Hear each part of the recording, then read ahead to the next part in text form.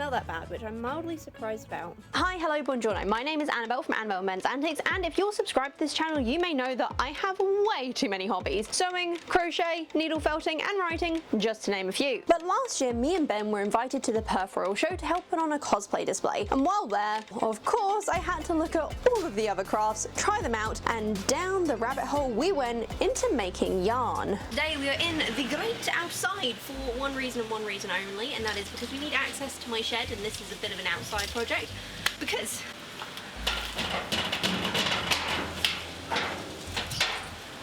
I have about 10 bin bags worth of wool that need processing. So how did we get to this point? Well, long story short, earlier this year me and Ben did a cosplay display at the Perth Royal Show, which was great and fun, and one of the girls there, Lilith, thank you very much Lilith for giving me yet another hobby, taught me how to spin wool on a drop spindle. A couple weeks later, I went to a reenactors market with my sword fighting group, and there was a lady there who happened to have a spare drop spindle and gave it to me. So with all of that, I then went on Facebook Marketplace and managed to find someone who had just shorn their sheep and alpaca who was giving away all of the wool, and so we went and picked it up. And now my stuff has arrived to process it, and me and Ben are moving in exactly 3 days, so we have 3 days to sort this out. And for those of you who don't know, I know a little bit about wool. My background is actually a lot in farming, and I used to work in shearing sheds, so this isn't entirely foreign to me, but certainly it's the first time I've ever tried doing it at home. I have no idea what I'm doing. We're going to experiment and have fun together, and let's see if this works out. Of course, before I could get started, I needed to unpack all of the bags from the shed. To be honest, this was a share house me and Ben were living in at the time, and as no one was using the shed, we essentially just commandeered it as a storage area for anything we couldn't fit into our bedroom. So first things first, this all smells far too nice. Maybe I've just been in the city too long, but I am kind of missing farm life, and this just, oh, it takes me back. I really can't wait until me and Ben have enough land that we can actually have pets, including sheep, so I can do this from scratch. What is this all going to end up as, by the way? You'll have to wait and find out. It's going to be a multi-video process, put it that way. But my aim for today is to process it, get it all clean, ready to spin, and then spin at least some of it on camera because it's going to take me a while. Now with this wool, I think my best course of action is going to be to lay it out and pick out as much dirt as I can before we start the washing process, because as you can see, a lot of it is very not nice. There's a lot of straw and stuff in there. This is fine. It's nothing we can't fix, but it is going to take a bit of time. My hands are going to be soft and covered in lanolin, which is a natural oil that occurs in sheep's fur, and it's often used in moisturizer. My hands have never been as soft as when I was working in the shearing sheds. I also never had so many prickles in my hands because of where the sheep were living at the time, and it was very painful work. Hopefully this will be a little bit nicer. Laying out the fleece, I began to first work my way around the edges, removing what's known as the guard hairs. This is actually hair, not wool, that sheep grow on their underbelly to protect them from various foliage that they walk through and graze in. And the guard hairs are not nice. For one, they're short, often less than a centimetre long, so they don't spin well, but they're also thick and scratchy, which is why you want to remove them before starting to turn your wool into yarn, otherwise you may end up with a very itchy jumper. Additionally, I picked out as much poo, straw, seeds, and whatever else I found stuck in the wool, alongside removing any really gross bits that were likely around their bums. Now, did I severely underestimate how much time this would take? Well, yes and no. On one hand, it did take longer than I thought, but that's also because the fleeces were not in the condition I was expecting, and there were way more of them than I thought there were. And look, I have no idea what kind of sheep these fleeces came from, if they were for meat or just pets, but I do have a feeling that whatever their purpose was, they weren't being bred for their wool. During this process, I also tried to put all of the dirt and other bits I was throwing away in a box to help keep my work area tidy so that it wouldn't end up on a later fleece. This was actually the moment I really missed the mesh tables we worked on in the shearing shed, as usually all that dirt would either fall or be thrown onto the floor and just swept up periodically throughout the day. So I've got to be honest, I didn't actually realise there was more than one fleece per bag, but yeah, no, apparently there is. So we've removed most of the dirt, and what I'm going to do is I'm going to wash it by hand, and then it's going to go through the washing machine for its final wash. I'm still expecting there to be a little bit of dirt on it before I spin, just because from what I've read online, that's kind of normal, that the spinning actually is part of the way that you remove the dirt. What I've got to be really careful of is that I'm not going to change the temperature of the water too much because I don't want it to felt. I also don't know how to extract the landline, so what I'm going to do is actually be using dishwashing liquid to get the oil off, because if it's oily, this isn't going to spin nicely, and that would be very sad. It's good though. I'm quite pleased with this first one. There's a few lumps that I'm not sure whether or not I should have removed. They're a little bit 50-50. They look like they're savable, but if they're not, they're not, and that's one of those things. Right, let's wash this then. So I've just put the hot water in. I started off with cold, and then I've gradually added water, so now it's not boiling, but it's definitely on the hotter side. I wouldn't want to take a bath in it, and as you can see, the water's just gone completely black and disgusting, and this is because the lanolin, in theory, holds everything together, and when it melts in the hot water, all of the dirt and such fall off. So I'm going to leave it in here for about 40-45 minutes, and stirring it regularly with my little wooden spoon that I'm not taking with me to the new house. And hopefully that will get the majority of the dirt off. I forgot to add the dish soap. Right, 1 second. Okay, I've just added the dish soap, so I'm just gonna give it a quick stir. That really should have gone in first, so oops, but it's fine. I've got, I think, about 10 to 12 fleeces to do, so this is one of them in a bucket, and I am fairly happy. Doesn't even smell that bad, which I'm mildly surprised about. And while that first fleece was cooking, I dried my hands and began cleaning up the next one. And oh boy, if I thought the first one was dirty, this one had crumbs literally peeling off it as I gave it a good shake. Gross, I suppose, but I'll take this over working in a cow milking shed any day. If you know, you know. While working on picking out the pieces from the next fleece, I also made sure to periodically stir the one in the water so that the same section was not always floating at the top where the dirt was gathering. And then at last the timers ran out. I unfortunately did not note down how long I left it in the water, but know that when I was doing this I had set myself an actual time. I pulled it out gradually, separating the fleece into more manageable handfuls, then using the mop bucket base as a wringing rack to help squeeze out as much of that dirty water as possible before they were put into these delicate laundry bags made to protect underwear when going through the washing machine. The reason I'm putting them into these bags for their machine wash is because I don't want the fleece separating further and washing down the drainage pipe to block and break my landlord's washing machine. Trust me, I was tempted, but with so many fleeces to go, I knew I had to do as much as possible to get through all of these while we moved house at the same time. Once washed, I used this broken fly screen door to dry the first several bags of various fleeces on so that the air could circulate all around them while they were left outside while we started to move our things. You having fun there, Annabelle? No, I don't like elevators on a good day and now I'm squished. So here is the thing, I would love to have made this video a lot longer, more educational, more experimentational, but the fact is that it has been several days.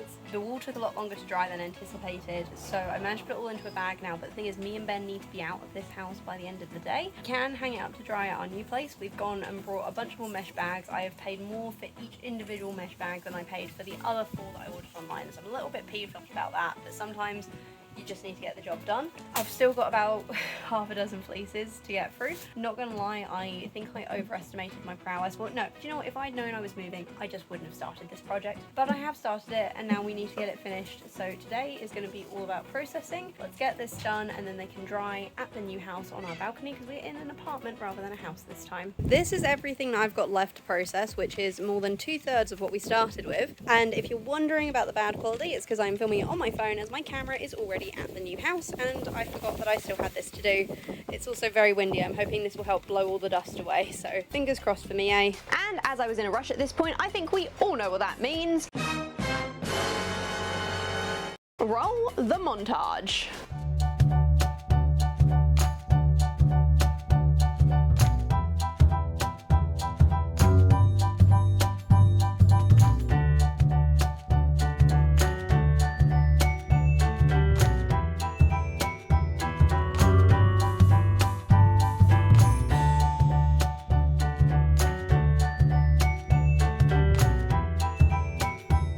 So it's getting dark, but it's looking good. There's only 2 bags left, which is fairly good progress.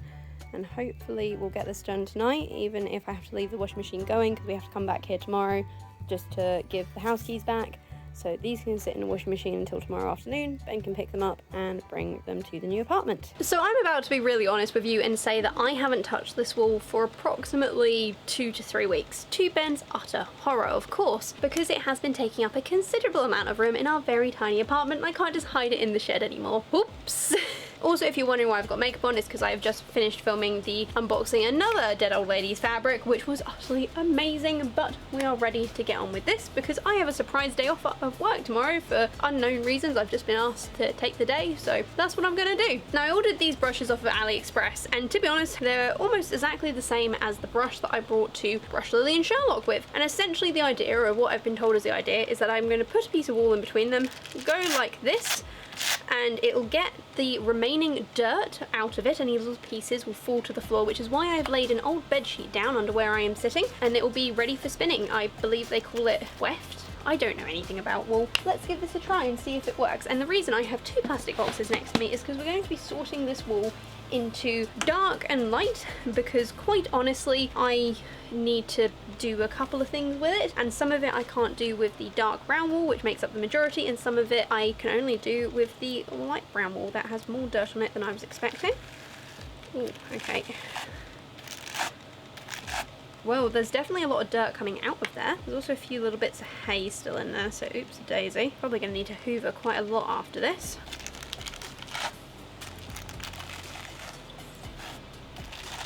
Did I put too much in? There we go. So now it's gone all smooth. Doesn't feel matted like it did before. And I can't hear any more dirt falling to the ground. And yes, that looks like what I learned to spin on. So for a comparison, this is what it looked like a minute ago, and this is what it looks like now. If I try and pull this, you can see it's there's some dirt falling to the ground there. It's kind of chunky. If I try and pull this, you can see that it's quite a lot smoother. Right, we're going to try and get enough today that I can do a test spin, make sure I'm doing everything correctly, but I'm fairly happy with this. If there is a little bit of dirt or anything left in it after this stage, apparently spinning it will get the very last of it out, so we should be clean and good to go. I have a lot of wool to get through and I only have 2 tiny brushes. Let's hope this works out nicely. There is a massive chunk of hay in that brush.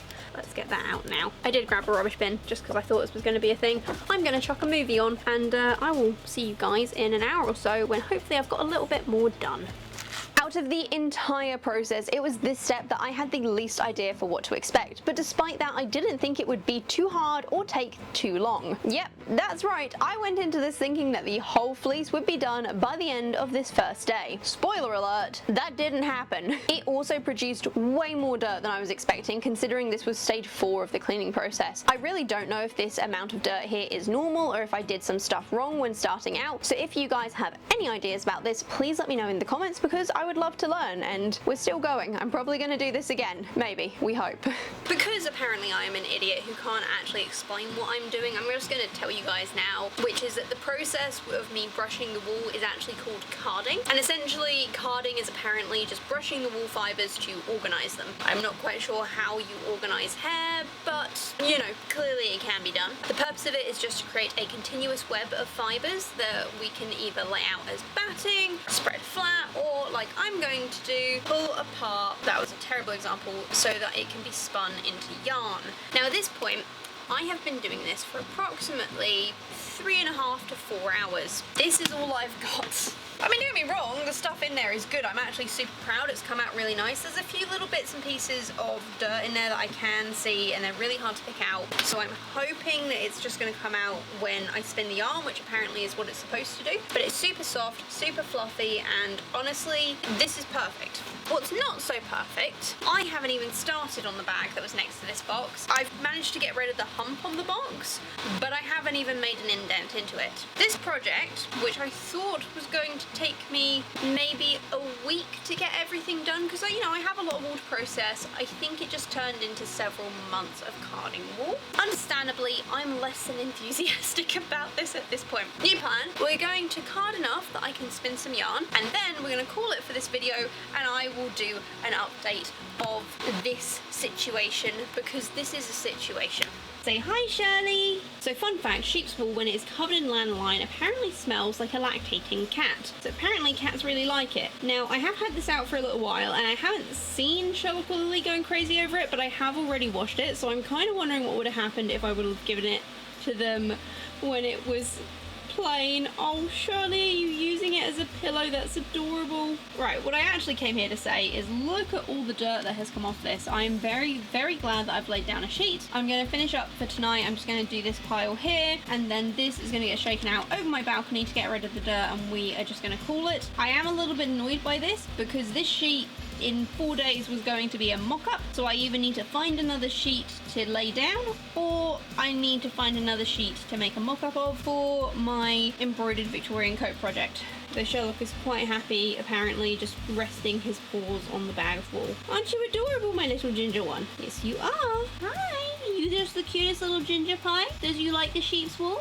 And for context, this is my pile of processing stuff that only includes 2 fleeces. So we have 2 plastic boxes for carded wool, one for light, one for dark, a bag of unprocessed white wool, a bag of unprocessed brown wool, a bag for rubbish, and then the old bed sheet to work on. And though at this point we have moved into our apartment, it is still small, so this was kind of a lot of stuff. Still, with ambition in my eyes, the next day I nested on the floor in front of the TV to continue my arduous work for the next several hours. I was up until about midnight last night, just floofing, carding this wool, and now it is about, what time? It's about 8 o'clock tonight. I've done this for several more hours today and we've ended up with nearly a full bucket. We still have not even gotten through the IKEA box of the brown wool. Looking at this though, I'm actually quite happy with how light the brown is. I was worried it was going to be super dark, but the stuff that I'm planning to make this for, which, you know, I'll tell you guys later in an updated video, it is going to need some dark and light colours, so hopefully I can dye the brown into a variety of different dark colours, and that way this isn't all going to be wasted. But before we start dyeing it, we need to spin it. I obviously don't own a spinning wheel, but I do have a drop spindle. It's a thing that I'm actually quite excited about. This is a different drop spindle than what I was using before, so I'm mildly concerned, but it has instructions with it, so hopefully we will figure these out and it will be okay. Random piece of sandpaper as well. Yeah, I'm sure we'll be good. As mentioned, I have no idea what I am doing, so I'm not even going to try and turn this into a tutorial. However, I began by finding an old piece of yarn and twisting it onto the drop spindle and into my own wool to use as a lead string in order to get this spool started and attached. I then twisted my yarn using what I had been told was the spin and pinch method, which took some practice and was slower than I would have liked, but it was also perfect for a beginner, which, let's face it, is exactly what I am. And we have our first piece of yarn. Honestly, the beginning of it ended up super chunky, super messy. It's not amazing, but it's only the first few centimeters. Getting it onto the drop spindle was insanely hard. I've not done that before, and I ended up having to use some commercial yarn that I just happened to have in my stash just to kind of get it so that I could actually spin it. But look at this. This is much better. It's nowhere near perfectly even, but bearing in mind that I've had maybe a couple hours of practice at this 6 months ago, and otherwise this is my first time, I'm quite happy for it to be, I think they call it artistic yarn or craft yarn, which isn't supposed to look perfect. It's going to be woven, crocheted and knitted, and if you can think of another yarn craft that I could potentially make a scarf out of, please leave me a comment down below, because I would love to make each scarf out of a slightly different method. I am really loving this. It looks really good. I am going to whack a documentary on because I'm not working tomorrow, so I'm very excited about that, and I'm just going to spend a few hours just seeing if I can make a ball of yarn that we can maybe just have a play around with tomorrow. Wish me luck, this is utterly awesome. Thus began my honest work of spinning yarn. Really, it is such fun to try out all these different handcrafts, from the crochet to the basket weaving that I did earlier this year to the needle felting of my first little man. Though actually, now I think about it, I don't think I've released any of those videos yet, so make sure you subscribe to see my little experiments. So I have been spinning for a few hours now. I've watched an entire true crime documentary, I've watched a bunch of other YouTube videos. It's been going really well, and how cool is that? We have actual yarn. Look, it isn't the most even. I've tried to get it as thin as I can, but unfortunately I think just where some of the carding maybe wasn't as good as it should have been, it is a little bit lumpy in places, which is fine. I kind of knew it would be, and I'm happy to account for that when I actually turn this into a wearable item of clothing. But oh my gosh, how amazing is this? My plan is tomorrow morning I am going to try and get a full spindle of this. I am going to guess it's going to take a while, but also looking at the amount of wool I've used just to make this, it's not a lot. Like, I think I have way more wool than I need to complete the projects I have in mind, which I'm mildly surprised about because I honestly was thinking that I wouldn't have enough. For the moment, it is like very late at night. I'm going to bed. I'm calling it for tonight, but this is amazing progress and I can't wait to show it off tomorrow to do even more. Yay. I'm so happy about this, but half of that might just be that I am so tired. Say goodnight, Sherlock. You're a good little ginger cat. Keep sleeping on all the wool. It is very hot today, and so I decided to stay inside in the air conditioned, I say air conditioning, we've got the windows open because it causes a nice breeze to go through the apartment. I thought the carding was going to take ages. This is going to take a long time to fill up, a lot longer than I anticipated, so it's probably not going to be finished this video, which is fine. It doesn't have to be, and honestly an updated video of essentially stash busting all of this wool that I have just processed, it seems like a good idea. Subscribe if you want to see that. Otherwise, I thought I would just talk you guys through the spin and pinch method, which is what I was taught by lovely Lilith for how to do the spinning or how to get started, because you'll see a lot of people, and I'm not going to do it because this is going really well and I don't want to ruin it, but they'll be pulling at the wool while they're spinning it. I don't have the skills for that right this second, so what I have been doing instead is we put that onto the hook, so we spin it, so we get a nice twist just until it starts to crinkle. Tuck that under my arm, and then we're going to pull on the lovely bit of carded wool at the end here, and just as I do that I have to get a tiny piece of plant. So let's just chuck that on the floor because I'm lazy. And once we have a little piece, we let go and the spin goes up. We can do that quite a few times. It works relatively nicely, and essentially the more even we pull on the wool, the more even the string will be. This is a massive improvement compared to what I was doing yesterday, where it was incredibly rough, incredibly chunky, incredibly thick. This is much more like how I actually wanted it to be. So it took a little bit of practice, one of those things, but so far so good. I'm actually really happy with it. There are a few lumps. Some of these lumps are because of my spinning skill. Some of them are because there has been tangles or knots in the carded wool that I clearly haven't picked out. I don't think I really realized I needed to be picking those out if they just couldn't be fixed. And so when they get twisted in, they do just form a little lump. It is just one of those things that I need to keep in mind, that, you know, if I am wanting this to be more even, more professional in the long run, then that will be one of those things we will need to do. You gotta try not to pull too hard either, otherwise you pull it all apart. So this is my little piece of string. Now this isn't technically the finished yarn, and I don't think I can show you how we're going to finish the yarn in this video, but for an example so that you guys understand, if we get two pieces of this yarn and we put them next to each other, it naturally curls around itself like that. Now this is probably not as tight a curl as we're going to get, like we're probably going to want it a bit more like that, and that will be our finished wool. How do I do this with an entire spool? No idea. This is a problem for later me. It is one I am happy to solve, but we need a full spill before we can start doing this. That's really cool. I love this. It's so usable as well. I am more than happy to work with this. Me and Ben were researching some wool dyeing techniques last night as well, and I need a couple of different dark colors, and I'm pretty sure that if I go with the lighter dark colors, I can do that project, and then anything left over I can re-dye later. If any of you have experience dyeing wool and you disagree with this or think I can do this and have some tips and tricks, please let me know, because that would be very, very handy. At the moment though, this is looking good. I still have half a box of flocking to get through. I still have so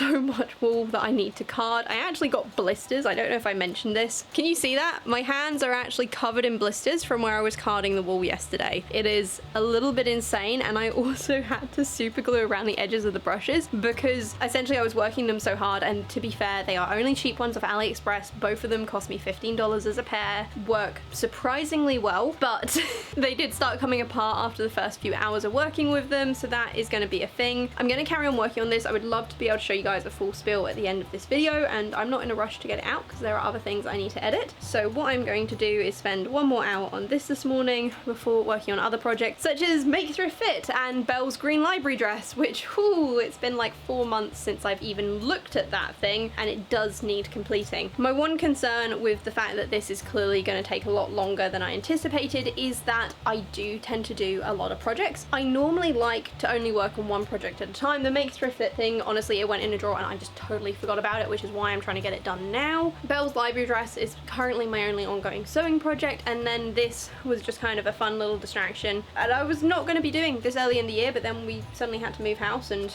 oh boy, it just ended up being a thing. So realistically speaking, this is going to have to be done in between other projects that I am also working on, and I don't know how long that is then going to take me. Oh, my first time doing it while it's actually spinning. Haven't quite got enough wool to do this on the regular, but that's not too bad. Look how slim and even that is. I'm pretty proud of that actually, even if there's like one guard hair sticking out of it still. Jeez Louise. We are going to carry on doing this and see how far we get. Hopefully reasonably far. And so here we are, 1 year since my first time trying to drop spindle at the Royal Show. We were actually invited back not only to host a cosplay display, but also a cosplay competition. And it was so much fun. While I was there, I did actually see Lilith again, and we swapped contact details this time, thank God. But even better is that after many D&D sessions, night shifts at work, movie days where I needed something to do with my hands, I am pleased to say that my drop spindle is now full, with the last bit being done at the Royal Show, the event that started this entire saga. And here we we are, the wool having officially completed the journey from sheep to spool. To say that I am proud of myself would be a complete understatement, and no, we still have not finished the IKEA box of brown wool, though we did use a little more, as you can see. Still a lot to go though. And going back to the show is also where I learned that these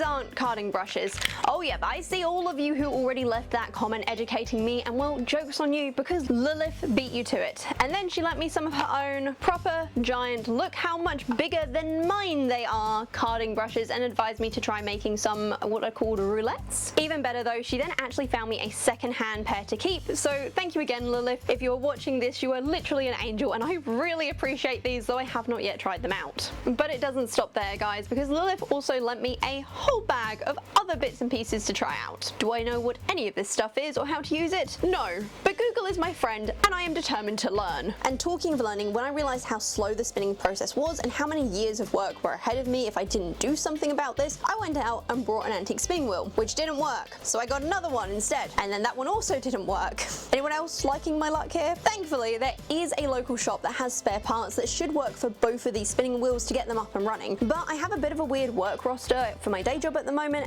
and the shop has some weird opening hours, and so I just haven't been able to attend yet. Also because Ben made me promise to wait until we move again to get them out, as they do take up rather a lot of room, but hopefully we shouldn't have to wait too long for that to happen. Also, I discovered drum carders on Google, and now they take up more of my dreams than I would like to admit, but damn, they come with such a price tag, even the ones on Facebook Marketplace. So if anyone happens to have a second-hand one that they want to sell cheap, please let me know on Instagram, as this would be a massive help to this project and all of my wool spinning dreams. If you have enjoyed watching me learn something new, make sure to hit that like button, and if you want to see the next step in this wool making saga or any of my other crafts that I'm currently teaching myself to include on my cosplays, please subscribe so that you don't miss out. And remember to share this video with friends, family, or your cat if they know how to use the Wi-Fi to help appease those algorithm gods. Oh, and if you want to show off your own wool or sewing projects or ask for a little help, please do join my Discord. The link is in the description down below. It is such a lovely little community and I would love to have you in it. Otherwise, as always, I have had so much fun completing this project, and I hope you've enjoyed it, and I hope you have a beautiful day. It is that time of the video again where I get to say a massive thank you to my amazing Patreon supporters who make these videos possible: Canuck Nancy 42, Chandrila Webster, Anna Ganny Meadows, and Kelly Nelson. If you also want to support the channel and the making of these videos, please check out my Patreon and Ko-Fi in the description to get every video early, updates on my current work in progress projects, and access to my graded pattern library.